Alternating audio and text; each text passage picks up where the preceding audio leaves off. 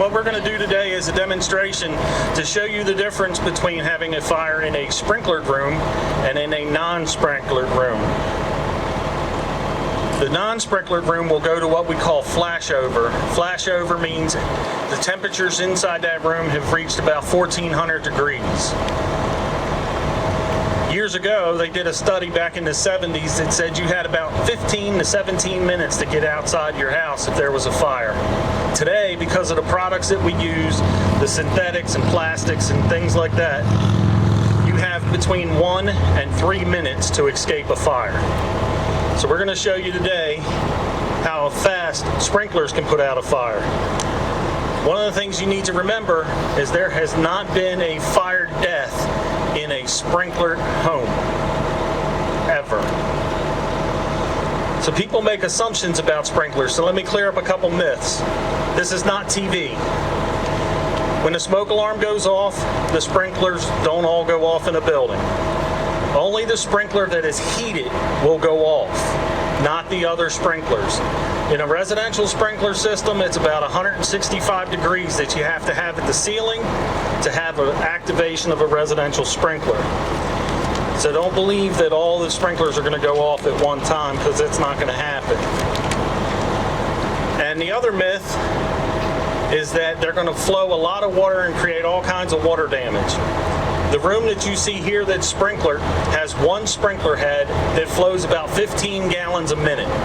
The fire hose that's going to be used to put this fire out in the non-sprinklered side flows 150 gallons a minute.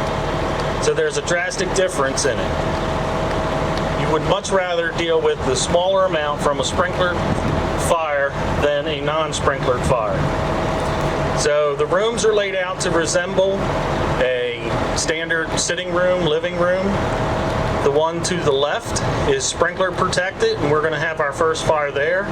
So we can go ahead and get ignition in that room. Ignition's going to occur in ordinary combustibles. No accelerant is being used. It's in a trash can underneath of the curtains.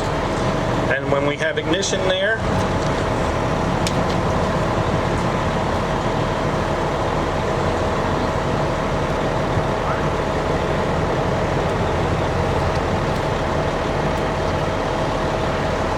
we have ignition. We're going to keep time and keep an eye on the fire.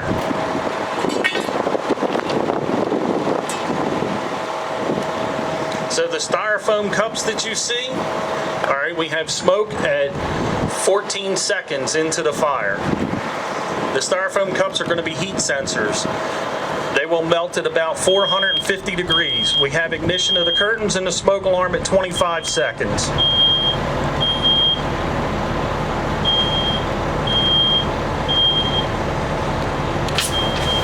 Sprinkler activation at 35 seconds.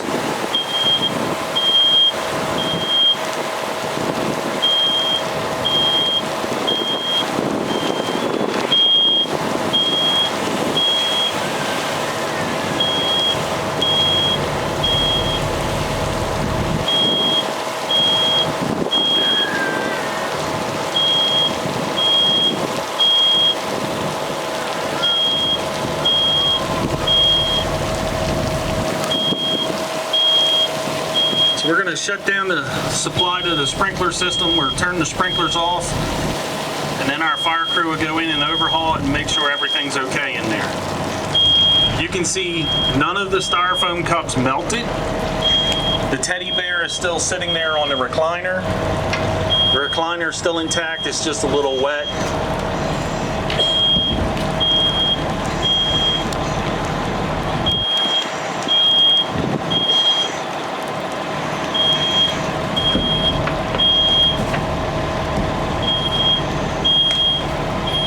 That's what it was ignited.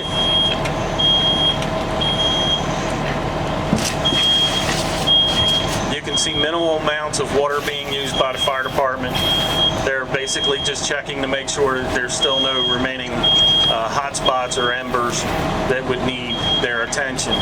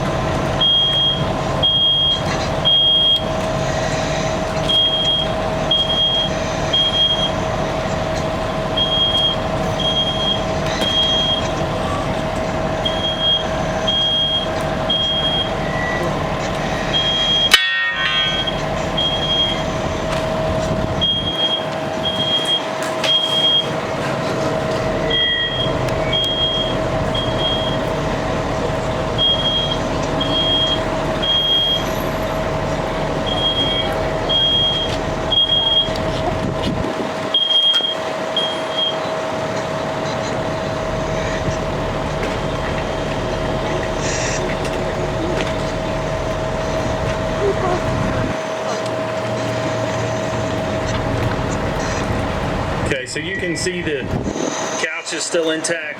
We have some damage to the curtains and some minor flame and heat damage to the back wall.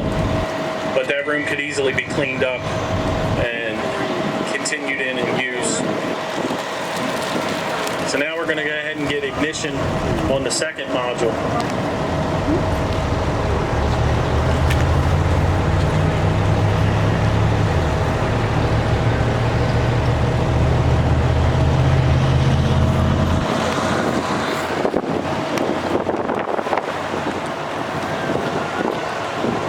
We have ignition.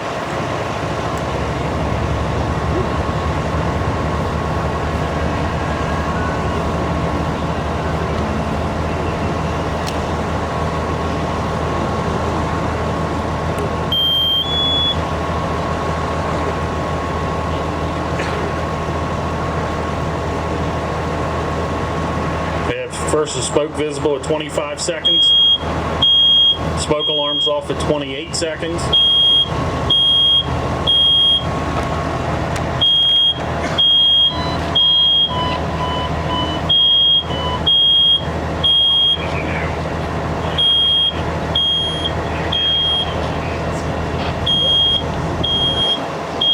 We have fire visible at 45 seconds. You can see how rapid the fire is growing, starting to bank across the ceiling. The curtains will drop and ignite the couch. We have ignition on the couch now.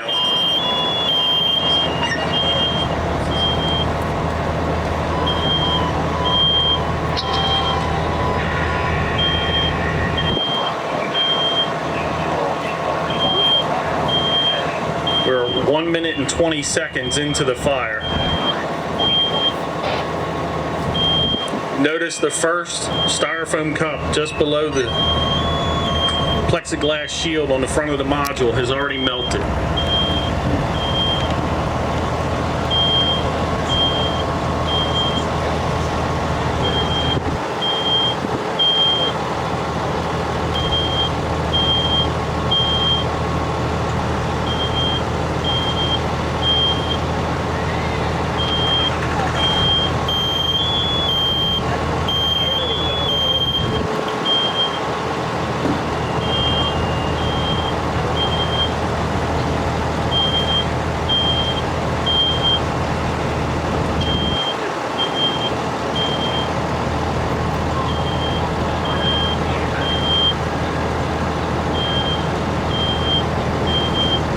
If you notice, the top of the couch is starting to burn. You can see it dropping down. The teddy bear just fell over from the heat. If you notice, the one styrofoam cup that was on the table is now melted away. Starting to see fire rolling out. This is what's called flashover.